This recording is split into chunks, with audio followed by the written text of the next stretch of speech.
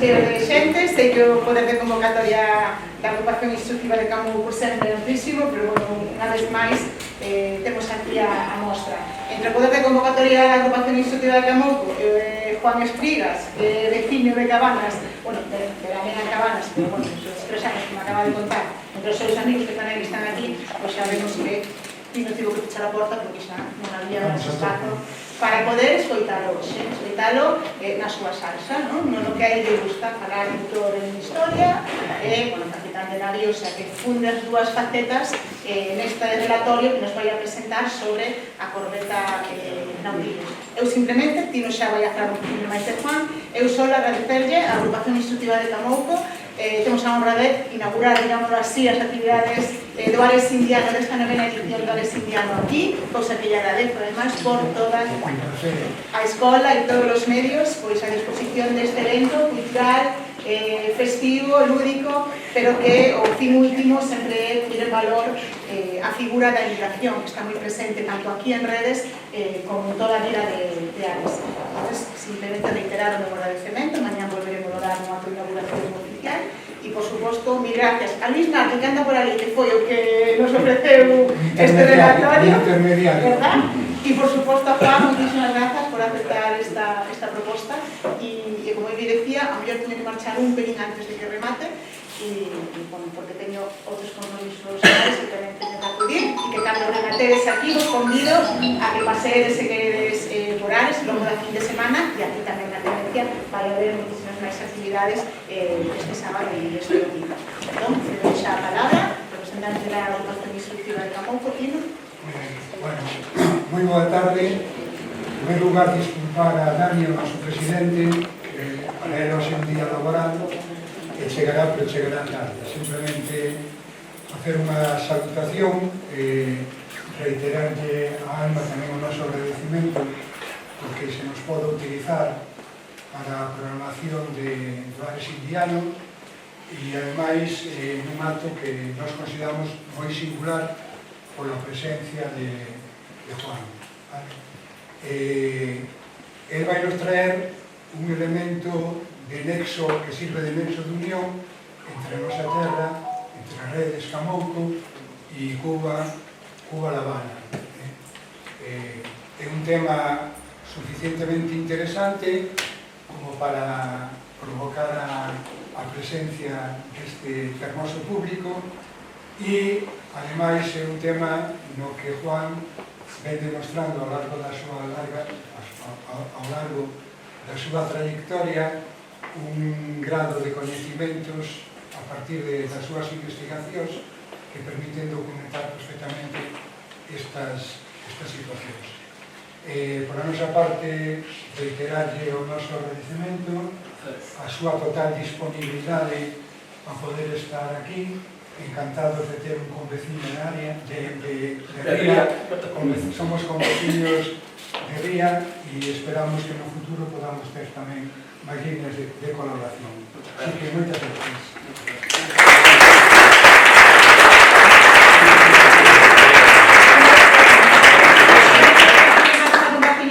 Xa quero deixarlle entregado o avasallo, porque aquí está de xeito desinteresado tamén, entón, pois eso, que leve un pequeno recordo do seu paso pola novena edición do Ares Indiano e logo lévalo para Cabañas nesta preciosísima bolsa onde está a tenencia tamén de Melén.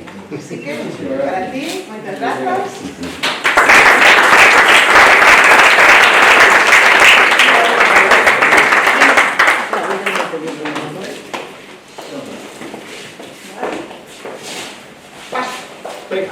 Todo el dedo para ti. Voy a poner un lado sin cabeza. Hola, buenas tardes. Un placer. Un placer estar aquí. Tengo muchas cosas a mi ría, porque no deja de ser mi ría, y aquí me considero que desde los 3 años he tenido Cabañas, esto es parte de mi vida.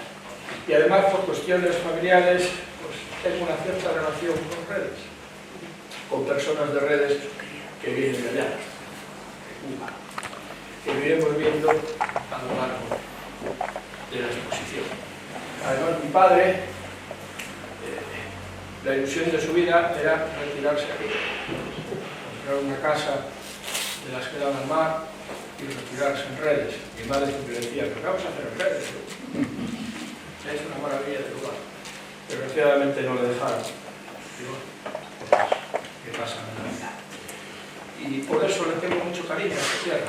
Mucho cariño, tengo muchos amigos aquí, hay muchos visitados, he toda la vida de verlos, y es una tierra realmente familiar para mí. Se preguntarán, ¿y esto qué tiene que ver con Redes? Eso que está aquí. Bueno, vamos a ir desgranando el asunto, La corbeta Nautilus fue el anterior buque escuela de la Armada. Fue construido en Glasgow en 1866, era un barco no muy grande, 3 palos, 50 y tantos metros, un barco precioso, como veis. Esta foto que tenéis aquí es entrando en La Habana, ahí detrás está la cabaña. Y es el momento, en 1908, ahora vemos el porqué, en que estaba entrando en La Habana. El comandante, que es el que firma, ahí lo veréis, Salvador Moreno de Liza. Su mujer está muy relacionada con esta tierra, muy relacionada en el lugar, con la familia. Y parte de su familia continúa por estos lados, continúa en una preciosa casa que hay en San Martín de Porto, en la bandera de España. Pues parte de su familia continúa.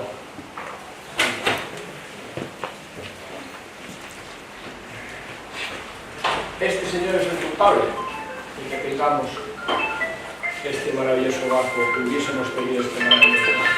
Fernando de Villamil no era de aquí, era de Castropol, pero vivió gran parte de su vida en el Seijo. Y era considerado como un destino más del Seijo. Fue el que en Madrid propuso que se comprasen 3 barcos, 3 buques escuela, uno para guardiamarinas, otro para contramaestres y otro para aprendices marineros. Desgraciadamente no se compró ninguno, pero él, estando en Londres y teniendo que traer torpedos para el barco que estaba armando en Londres, que era el Destructor, consiguió comprar un barco por 60.000 pesetas para trasladar los torpedos a España. El traslado de los torpedos costaba 120.000 pesetas, por lo cual nos salía gratis el traslado y nos ahorramos 60.000 pesetas y nos quedábamos con un barco, que fue este, Carrer Caster, y aquí lo compramos, 1886. Se comisionaron a 2 oficiales y a 20 marineros para traerlo para España con el material de guerra, con los torpedos, y así se hizo. Y se empezó la transformación del barco. Inicialmente esa transformación no se hizo en Ferrol, sino que se hizo en Cádiz. Y empezaron a hacer, digamos, los viajes de instrucción a partir de 1888. A partir de aquí voy a empezar solo a relatar cosas que merecen la pena conocer, porque hay miles de viajes de ida y vuelta, miles de asuntos del barco que no merece la pena tratar.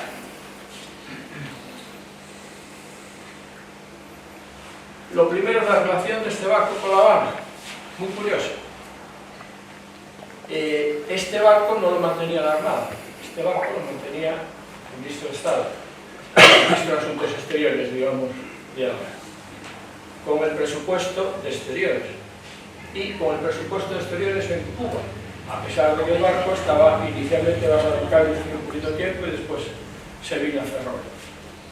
Y se pagaba con los dineros de Cuba. Tenía mucha relación con Cuba. Vemos su primera entrada en 1891. Ahí lo tenemos en el Morro, entrando en La Habana. Estas fotografías son únicas. La mayoría de las fotografías son de mi colección particular o de gente que me ha dejado fotografías en su momento. Llevo toda la vida coleccionando fotografías de todo tipo y son muy difíciles de encontrar.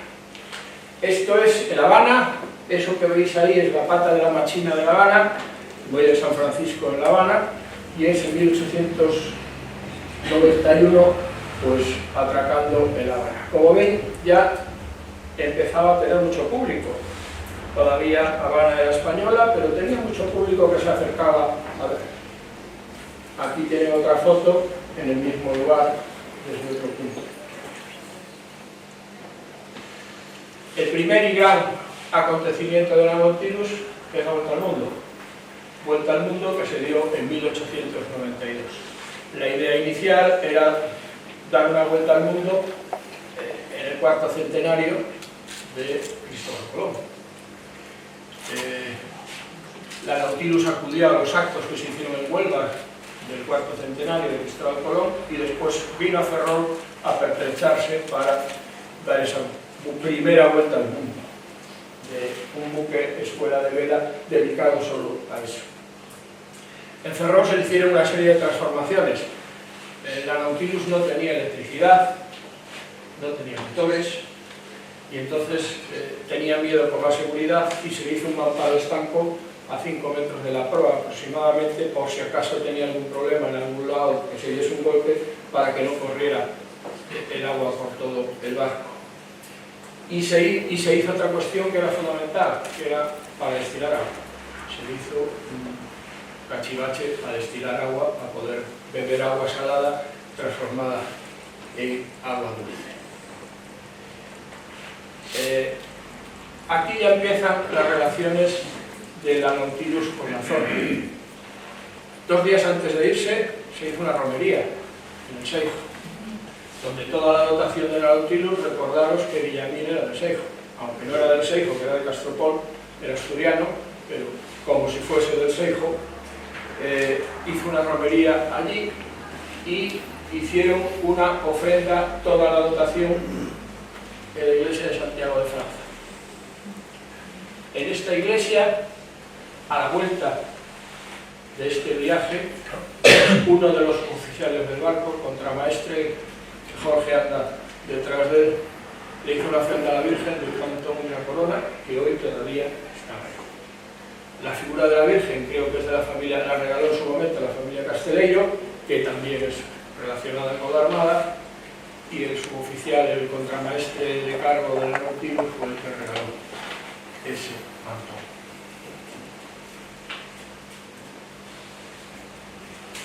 También tiene que ver Chantello con la Nautilus.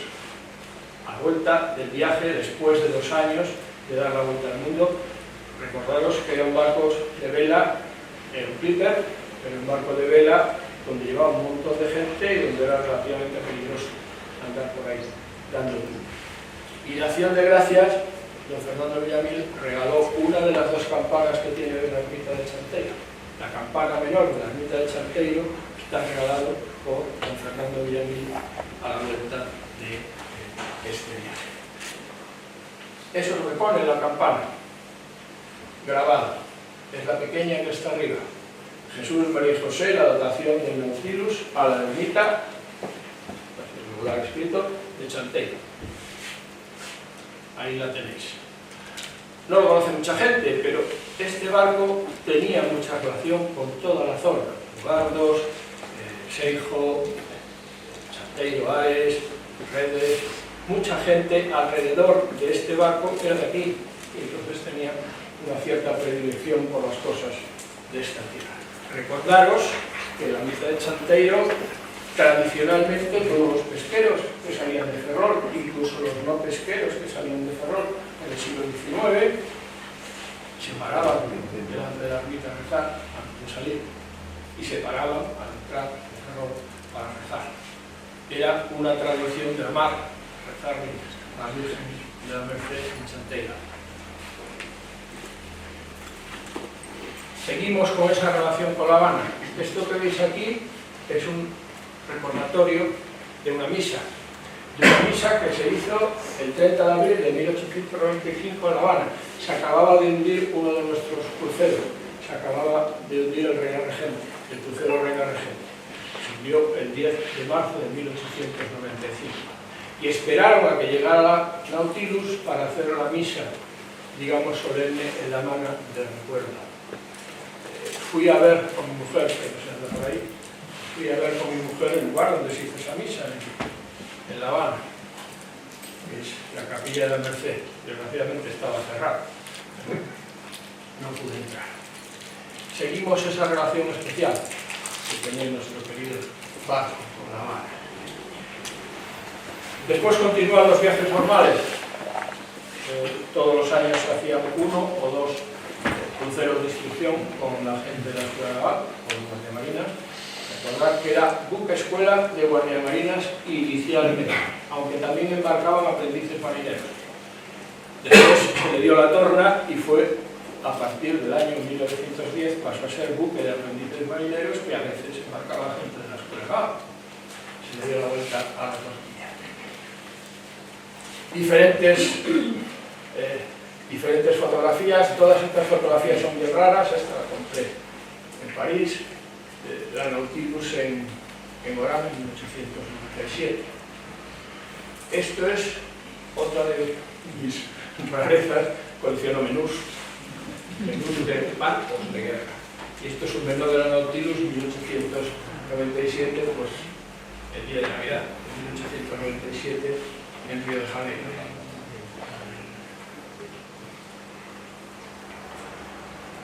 La Nautilus también tuvo mucho que ver con Inglaterra. Primero porque venía de allí y segundo porque fueron puertos que tocaron muchas veces. En concreto, Portsmouth 1904 fue el último puerto que tocó la Nautilus navegando, en 1922. Después veremos una fotografía. Esta es de unos años antes, de 18 años antes.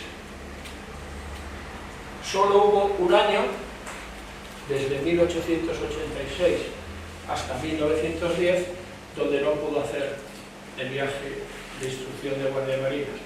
Y fue precisamente el año que le tocaba a mi abuelo, que está ahí. Y tuvieron que hacer el viaje en el acorazado Numancia.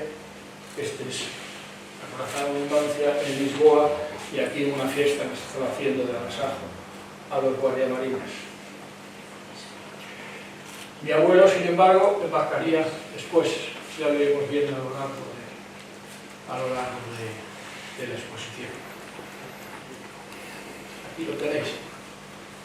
Estuvo 7 años embarcado en la Nautilus, primero como oficial de derrote, después como segundo. Y de la Nautilus saltó a Galatea, y en Galatea estuvo otros 8 años. Por lo cual su vida, que inicialmente no navegó a vela como el resto de los guardiamarinas, pero al final de toda su vida metida en barcos de vela.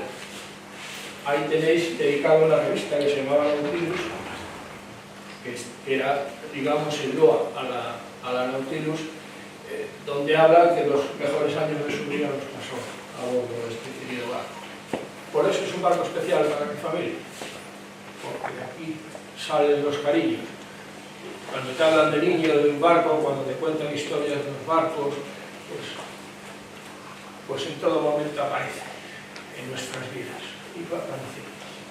Se irán dando cuenta que a lo largo de la exposición voy a relatar muchas familias y mucha gente que está alrededor del barco. No se puede entender la historia de la Armada, ni la historia de la gente de aquí, sin entender la historia de las familias, y de las vidas familiares, y de los porqués, de las cosas. ¿Por qué yo tengo esta querencia con este barco? El porqué. Todo viene de un enlace familiar y de un cariño muy especial. Y vamos a entrar ya en el viaje de 1908. Fue un viaje muy especial. ¿Y por qué fue un viaje muy especial? Porque hacía 10 años que se había perdido Cuba. Y ningún barco de guerra de la Armada había entrado en Cuba desde entonces. Se decidió en el año 1908, 10 años después, que ya era momento de abrir relaciones plenas con Cuba. Y una manera de abrir esas relaciones plenas con Cuba es mandando su escuela, igual que se hace ahora con el Cano. Todos los buques escuela son embajadores de las naciones, pues igual que se hace ahora con el Cano, se manda. Esto es en Navidades de 1907-1908, justo antes de salir. El barco salió hacia Cuba el 3 de enero. Y esta familia que veis aquí es la familia del comandante. Comandante, su mujer que está de pie, estos dos son sus primos, La mujer se llamaba Fernández Antón y los primos son Antón y Boleón. Fue también marino y fue alcalde de Ferrol, pero eran familiares, que son los que tienen la casa en San Martín de Porto. Una foto familiar, pero bueno, que da una idea de por qué hablamos de familias en estos lugares. Ahí tenemos el viaje que hizo. Como veis, es un viaje muy largo, pero si os fijáis, la mayoría de los puertos fueron los puertos que había tocado el almirante Cervera en 1898. Y empezamos. Cádiz, Cabo Verde, también estuvo el almirante Cervera en Cabo Verde, Port-de-France en la Martinica, el primer puerto que tocó el almirante Cervera al llegar al Caribe. Doy un salto y llego a Curazao, segundo puerto del Caribe que tocó el almirante Cervera, y por último La Habana. No entró La Habana el almirante Cervera como estaba pensado en un principio, sino que entró a Santiago porque no le daba el carbón para entrar. Es un viaje que dice mucho de esos 10 años que han pasado. Son mensajes que se mandan subliminares diciendo vamos para allá otra vez, ahora ya somos hermanos.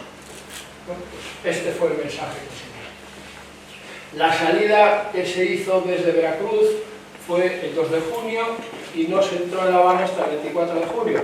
En La Habana estaban nerviosos porque decían, joder, Veracruz, La Habana son 6 días. Bueno, tuvieron muy mal tiempo, muy mala mar y no fueron capaces de acelerar el asunto. Esta foto que está aquí está hecha a 10 millas de la entrada de La Habana, en 1908, para que entendamos un poco el ansia que había de que llegara definitivamente. Y este es el recibimiento. Fue un recibimiento que no se había tenido hasta entonces en ningún puerto. Un recibimiento de toda la colonia española. La mayoría, un porcentaje alto de los que estaban en Cuba eran españoles de los y querían volver a ver su patria. Os recuerdo que los barcos de guerra son trozos de Estado, es decir, es un trozo de España allí, es como si estuvieses pisando redes.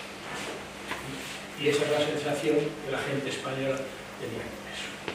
Y aquí empieza el enganche familiar. El por qué estoy enganchado a este barco también.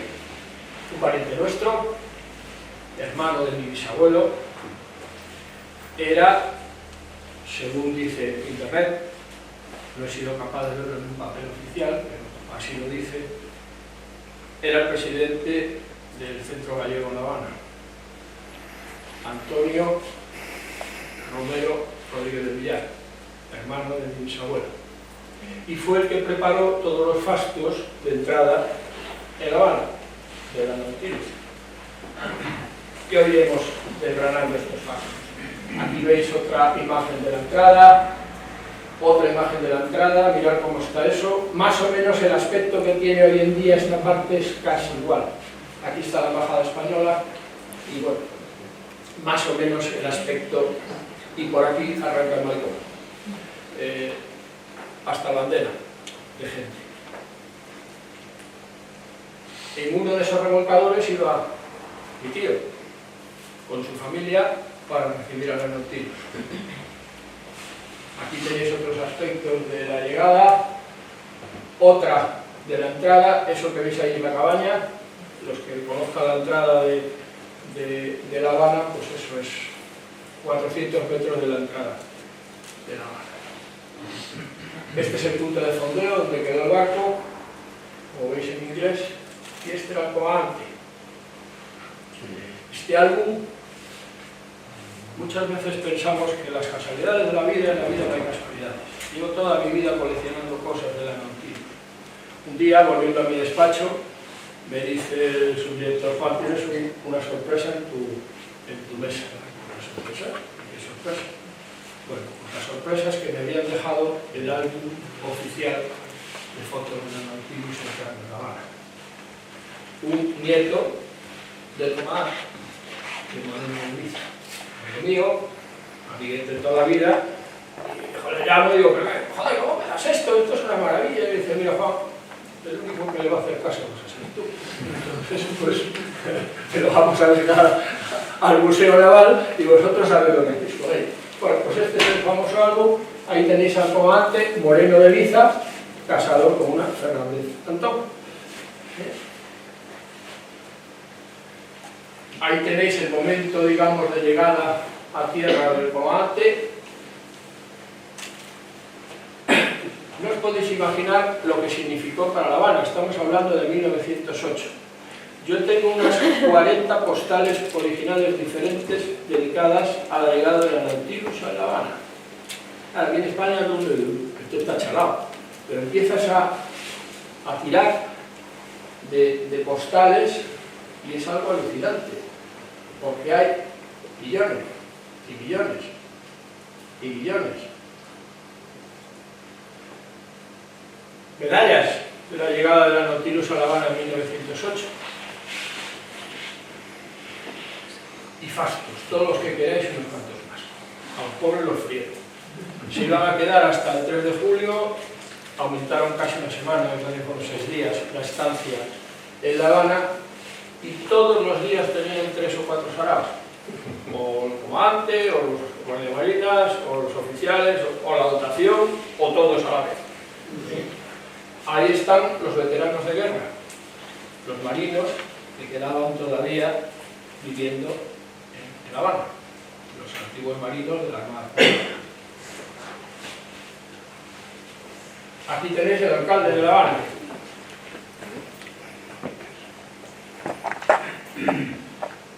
La dotación en una recepción en el hotel, lo que fuera, el hotel Sevilla. Y aquí volvemos otra vez a la historia de mi familia.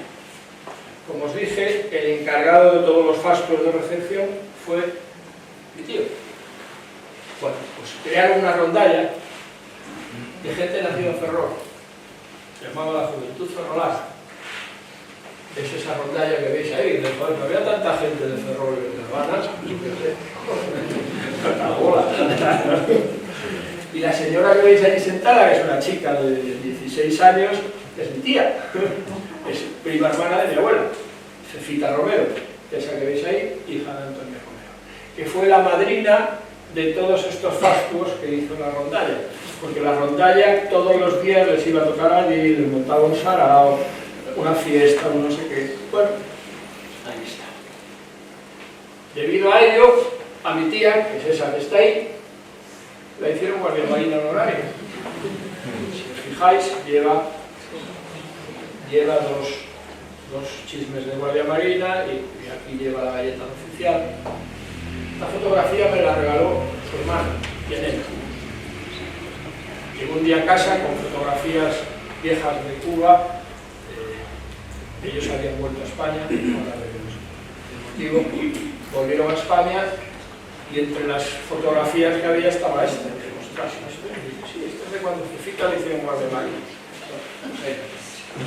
Y esa placa que veis ahí la regaló ella al barco.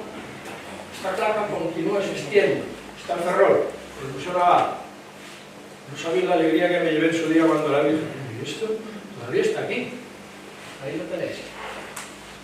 La Juventud Ferrolana a la corbeta Nautilus. Fijaros, el regalo. La primera bandera gallega es de 1908, tal como la conocemos hoy. Esto es junio de 1908. Es de marzo de 1908.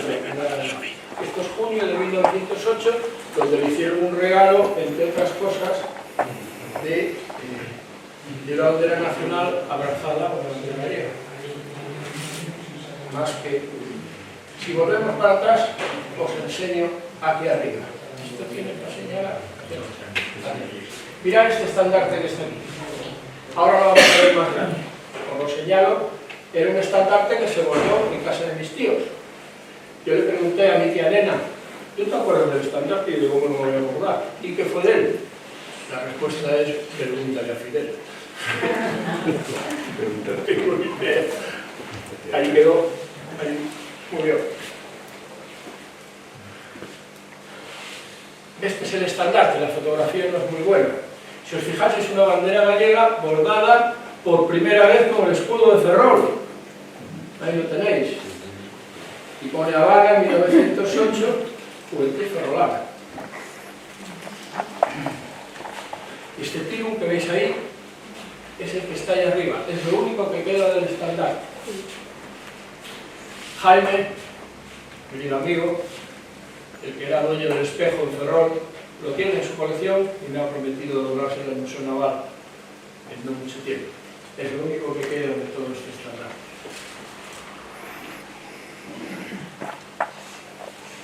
El día que le hicieron Guardia Marina Honoraria, un colegio, Concepción Arenal, nombre ferrolano, donde los haya, unido al Centro Gallego, del que era director mi tío, le regala una bandera de combate a la Nautilus. Esa que veis ahí. Y ese es el momento de izar la bandera de combate, y la Juventud Ferrolana era la que estaba con el himno y con todas estas cuestiones. Yo tuve una verdadera obsesión con esta bandera, porque sabía que existía. Entre los papeles de mi abuelo apareció uno de los papeles, cuando dieron de baja la Nautilus, que decía que esa bandera había sido entregada al Museo Naval. Nadie tenía ni la más remota idea de dónde estaba esa bandera.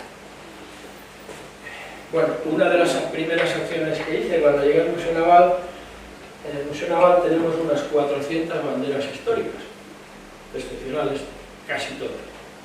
Lo primero que hice fue levantar otra vez el catálogo de banderas y empecé a intentar encontrar esta bandera. Se lo encargué, teníamos una becaria maravillosa, una chavala, que era un cañón de chavala, porque me revolucionó el museo de sola, pero era maravillosa, y le dije, búscame esta bandera, por favor. Por venta Nautilus 1908. Bueno, ahí quedó el encargo. Estando yo en Manila, dando una conferencia, ya la becaria. Y me dice, comandante, ha aparecido la bandera. A mí me empezaron a temblar las piernas, llevaba 35 años buscando la bandera. Y me manda la bandera. Decepción. No era. Era una bandera de la Nautilus, pero no era. ¿Por qué? Porque yo conocía el escudo, este que tenéis aquí. Y se lo dije a ella. Le dije, Carmen, no es porque el escudo no es el de la Nautilus, lo conozco perfectamente porque tengo fotografías en casa del escudo. Y yo te lo mando, pum, se lo mandé. A los 2 minutos me manda el carro. Esa también está. Después de 35 años apareció la famosa bandera de la Nautilus regalada en La Habana en 1908. Bueno, pues aquí la tenemos. Si Dios quiere, y antes de que yo me vaya del museo, intentaré traerme la Ferrol, con todos los recuerdos que hay de la Nautilus en Ferrol, que casi toda su vida operativa la pasó aquí. Y entonces intentaré traerme esa bandera para aquí. Pues esta, a los 2 minutos, ¡pam!, me manda esto. Traigo lo que me mandó, porque era una cosa así espontánea. Y dije, comandante, mira lo que es. Esta es la bandera. Bueno, empecé a alucinar. 35 años detrás de esta bandera, dando una murga en el Museo de Ferrol a todos los directores. Esta bandera tiene que estar, se quedó entregado, no sé qué. Pues estaba aquí. Estaba en Madrid, mal catalogada como bandera, no mal catalogada, bandera nacional. Ahí está. Ahí tenéis el momento de la entrega. Veis ahí 3 niños. Una niña vestida de gallega, una niña vestida, digamos, de Hispania, y otra niña vestida de Cuba. Esas 3 niñas que están ahí arriba. Bueno, no me he postulado. Esa era la idea del asunto. Esto fue una misa celebrada a bordo el 3 de julio. El 3 de julio era el aniversario de la batalla de Santiago de Cuba, en 1898, y estos son españolas que vinieron pues, a esa misa a bordo. Diversos asuntos, los marinos de la Nautilus tirando al pichón, parte de la dotación de la Nautilus, en una excursión en tranvía en La Habana, la despedida de la Nautilus, bueno, arcos diferentes en la Nautilus. No son fáciles de encontrar estas fotos, yo estaba dándole vueltas, pero bueno, cada uno como su tema. Sigo, y bueno, uno va juntando y hay 60 o 70 fotos solo dedicadas a 1908 de la Nautilus. Esa bandera que lleva ahí, en la salida, es la bandera de combate que me regalaron en La Habana. Es la única vez que se usó.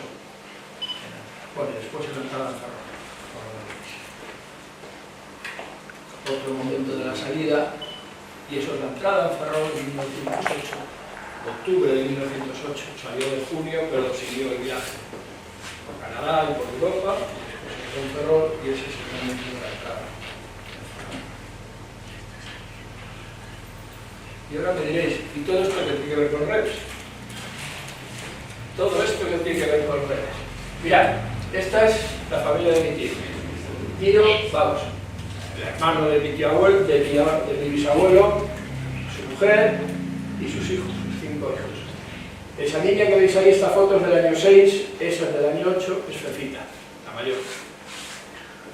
Esas dos niñas que veis ahí se llamaban Pura y Nena. Volvieron a España. Finales de los 50, digamos así. Volvieron a España, volvieron a vivir a La Coruña. Y estaban casados, las dos, con 2 hermanos. Los hermanos Bello. El mayor se había ido a La Habana, había hecho mucho dinero, mucha fortuna en La Habana y se había llevado al pequeño. Y los dos se habían casado con mis 2 tías. Esas dos que están ahí. Ese niño que veis ahí, Jorgito, no nos dice nada. Ese niño es el padre de un cineasta muy famoso. Todos conocéis La Noche de los Muertos Vivientes. El director es Jorgito Romero, el hijo de este señor. Este señor, cuando creció, emigró a los Estados Unidos y se instalaron. Pasó a llamarse George A. Romero. ¿Y quién pagó la película? Las tías ricas. Esta son las que pusieron la pasta para pagar esa película. Después fue tan famosa y tan renombrada, pues, digamos, las acaudaladas eran de Nepura. Esto me lo contó Nena, me lo contó ella. Dijo, uy, a Jorgito le pagamos nosotros la película. $200.000. Le dijo hasta la pasta. ¿Sí? Cada una.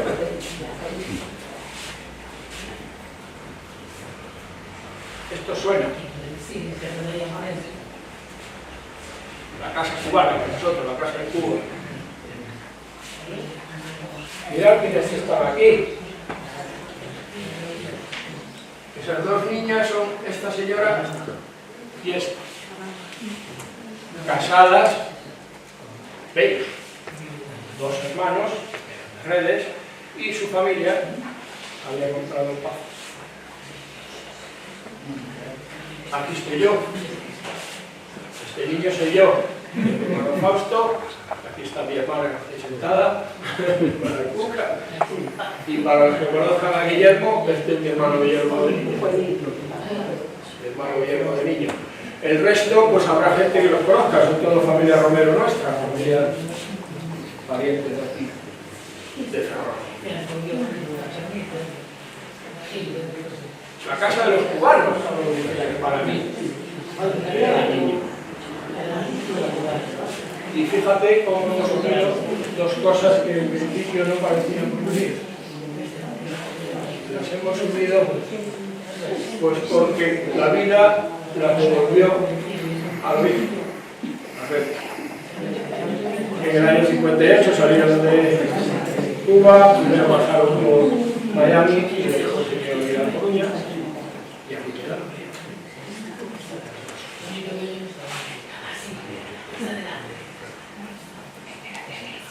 El barco continuó. En 1910 otro gran fasto de la Nautilus y fue los eventos del centenario de la fundación de Argentina.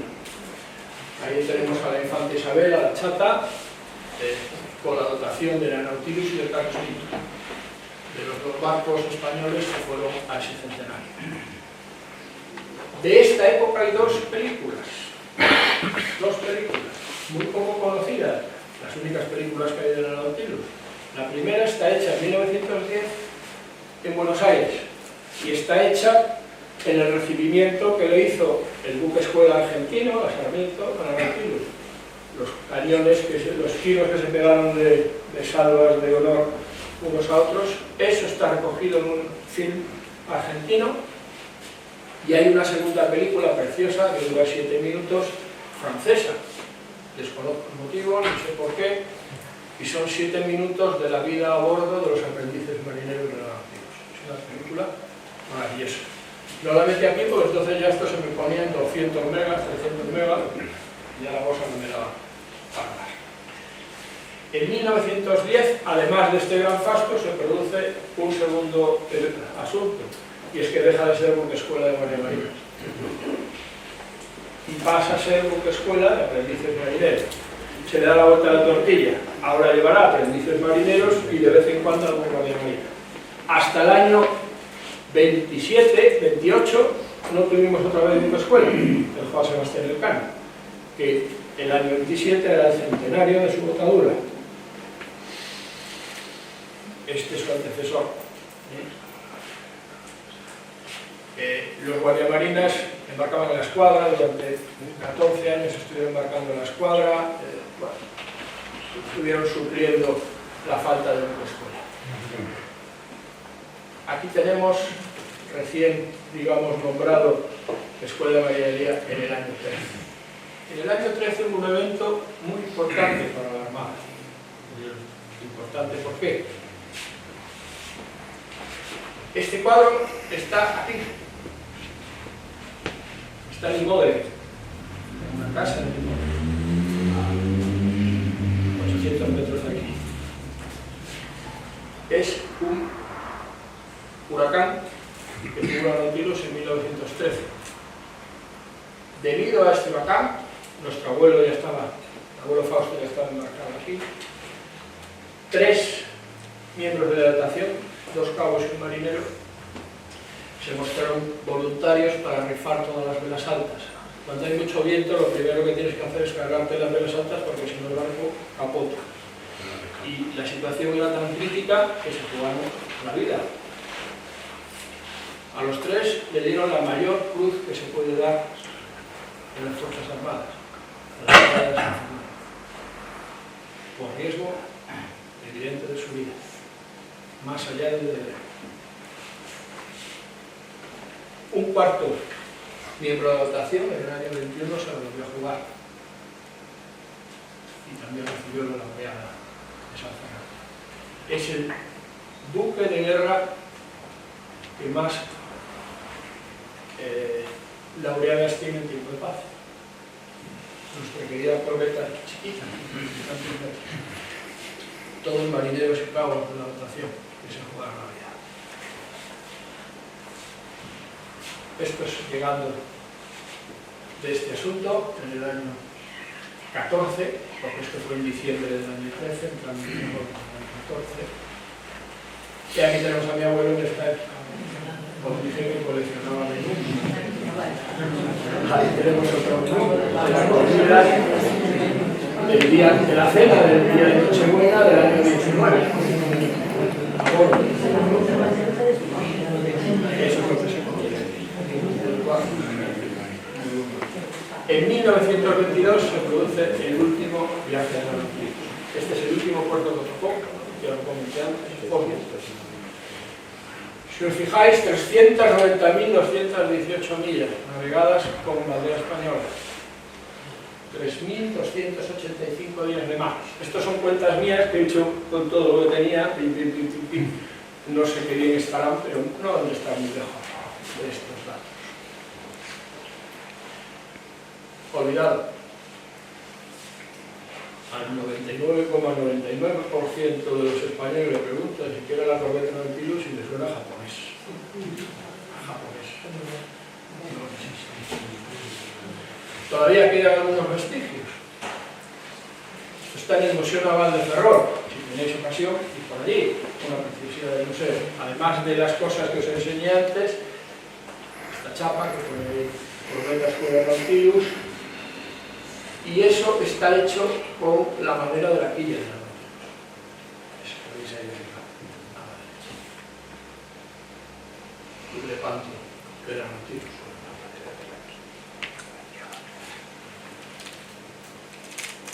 ¿Y esto? No tiene que ver con este asunto. ¿Por qué? Bueno, ahí estábamos, se estaba riendo porque 3 semanas antes le había enseñado en el Museo Naval una exposición y dije, vamos otra vez. Estuvimos embarcados juntos mucho tiempo. Y otra vez, está todo lo que hay. Esa caña del timón que veis ahí detrás es la caña de la Nautilus. ¿Y dónde está? Está depositada en un instituto de estudios bursátiles en Madrid. El director, que me conoce bien del Instituto de Estudios Bursátiles, sabe de mi cariño por el barco, me dice, Juan, esto se lo tienes que contar al rey, porque yo se lo cuento encantado, pero no me importa un rulo. Estuvimos 45 minutos hablando de la Nautilus, preguntándome cosas y para allá. Aquello que veis ahí arriba es que uno de los palos del canon se llama Nautilus, el recuerdo de la mejor de la Nautilus. Y nada más, os he contado una historia de familias, una historia de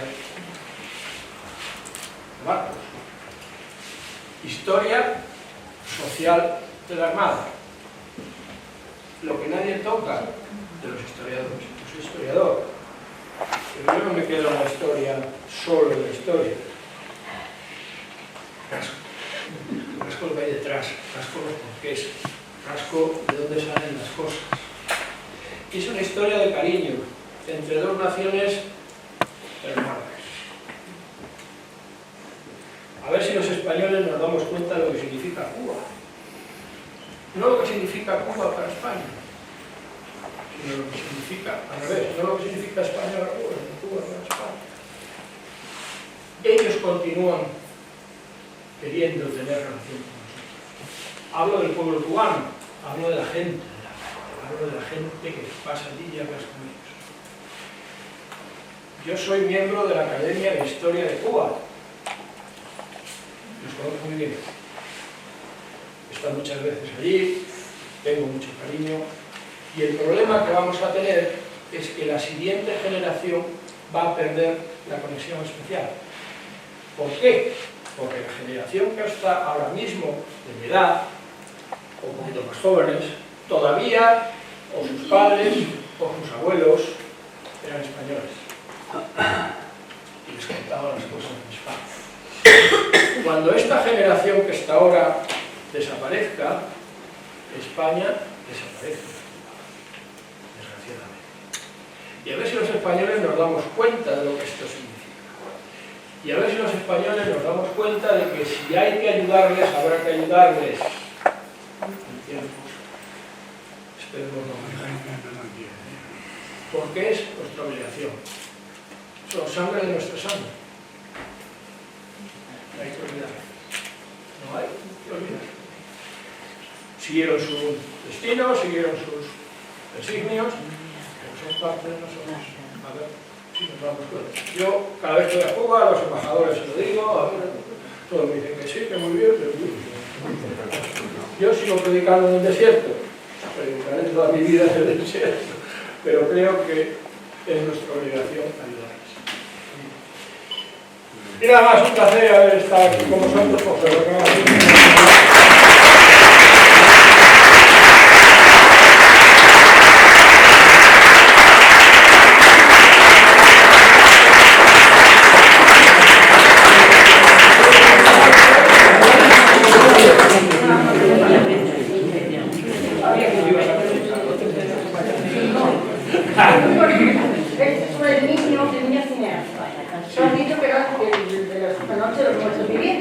ese es el padre.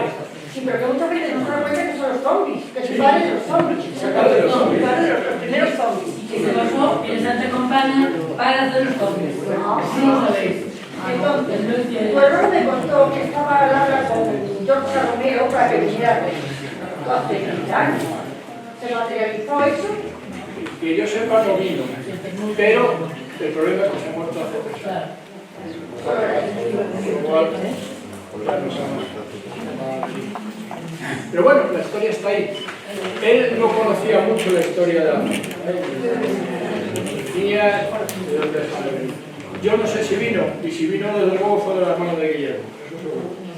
Eso sí. Ahora ya, venimos por venir por Guillermo, por Guillermo. Sí, hombre, Germán. Dos preguntas. Entendí al principio, porque mi soledad es... Bueno, yo era... Tenemos la misma demanda. que estaba desmotorizado. ¿Se motorizó? Nunca.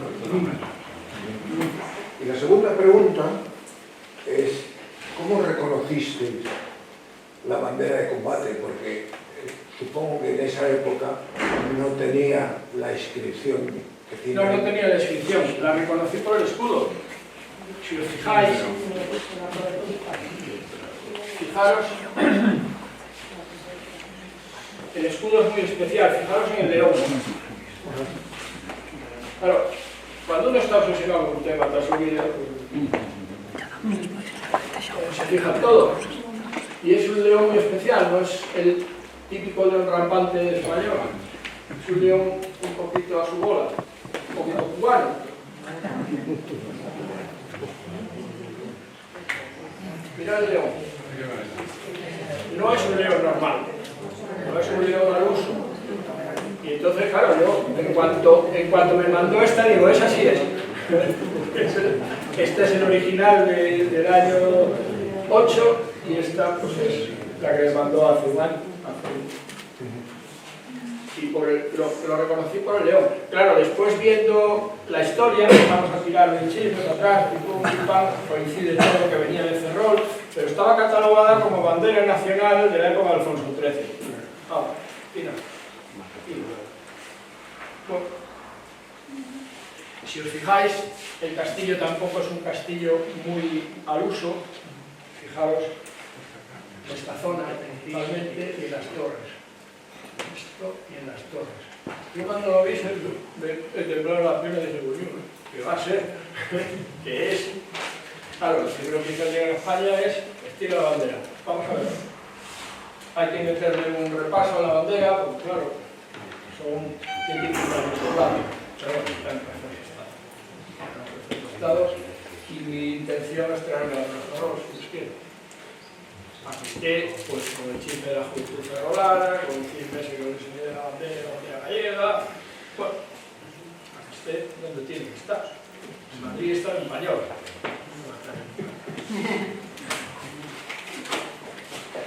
¿Qué pasó con el Nautilus? ¿Qué pasó?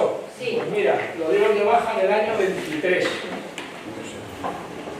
Estuvo por Pontón Escuela, donde dormían todavía aprendices marineros hasta el año 32. En el año 32 la cosa ya no dio más. Empezó a abrirse ya vías de agua y demás y lo tuvieron que dar de baja definitiva. La Nautilus tenía una forma muy especial de construir. El forro que tenía debajo era de cobre. Todo ese cobre ya se le había sacado previamente y ya solo quedaba el casco. Y lo desguazaron en la Graña. En los astilleros de la Graña la acaban de desguazar. Sé que la madera, por ejemplo, de la quilla lo compró un carpintero de Ferrol, que fue el que hizo, visteis ese nudo, tal no sé qué, pues el que hizo. Yo estuve buscando ese carpintero, pero ya había muerto y nadie tenía ni la más remota idea que había sido de la madera de la quilla. En España no somos especialistas en guardar cosas. Mira donde acabó Galatea, está maravillosa de serie en donde está, en Garro, porque lo está muy bien. Y además os puedo asegurar que son un encanto, porque tengo mucha relación con ellos, son una gente maravillosa y cada vez que vamos allí se les vive por nosotros. todo cuanto buque histórico desaparece. Bueno, esperemos que futuros buques históricos tengan mejor.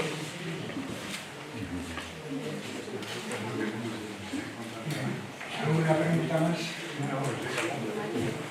Bueno, reiterar el agradecimiento, creo que incluso en este momento elevada, no sé exactamente a qué potencia, porque no solamente contar una historia, es contar una historia con emoción.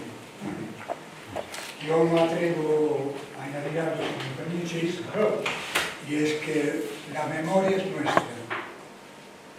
Si nosotros no contamos, no hay memoria. O sea, no esperemos que sean las instituciones que lo cuenten. Cada uno tiene que contar. Los que llevamos mayores a nuestros nietos, contar de cosas ordinarias, de cómo era nuestra vida.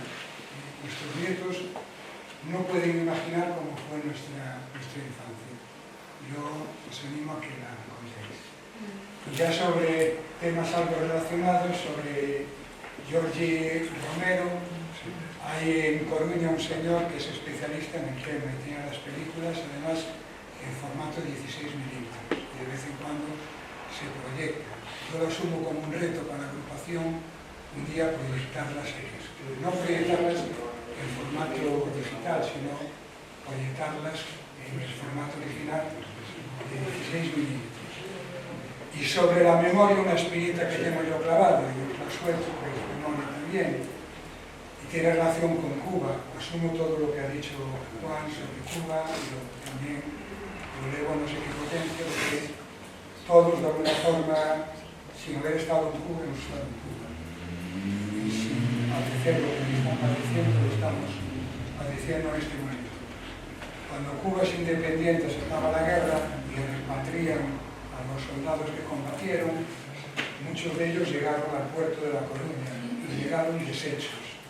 Realmente, entre comillas, eran piltrafas humanas. En Coruña no había instituciones sanitarias para poder atenderlos. En aquel momento el ayuntamiento hace un llamamiento a los ciudadanos de Coruña para que los acojan en su casa. Y todos los que llegaron fueron acogidos en casas particulares hasta que pudieron valerse por sí mismos. Pasado el hecho, la Corporación Municipal de Coruña acordó levantar un monumento en recuerdo a las familias que se habían volcado en ayudar a estas gentes. Estamos esperando que un día ese monumento se levante. Estoy tratando de promover una comisión en Coruña por el monumento, aunque sea que lo paguemos entre nosotros.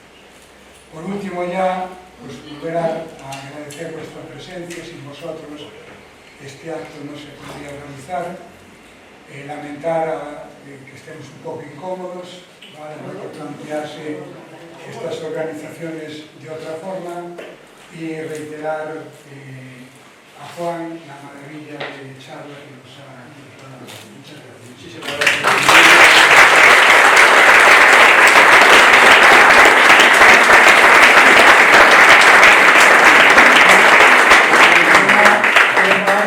Ares Indiano.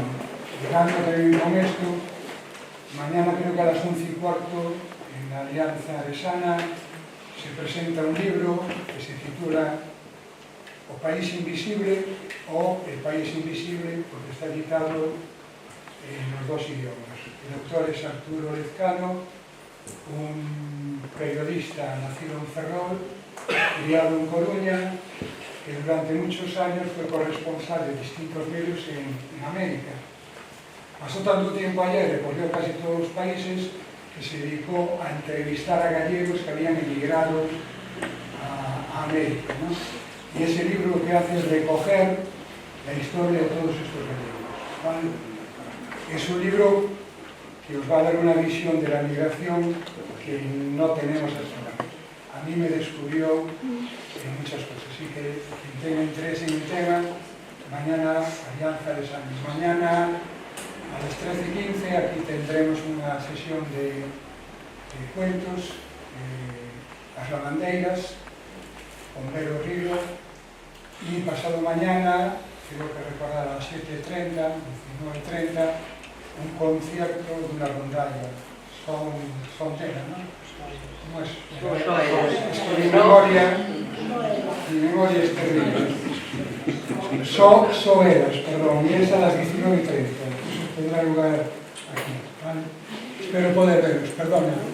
Bueno, me comenta Emilia, esa exposición también forma parte de la programación de Lares Indianos, una magnífica selección de elementos filatéricos, muy peculiar. Todo lo que está detrás vuestra, a vuestra derecha, son correspondencias con Cuba, antes de que existieran los sellos y los matasellos.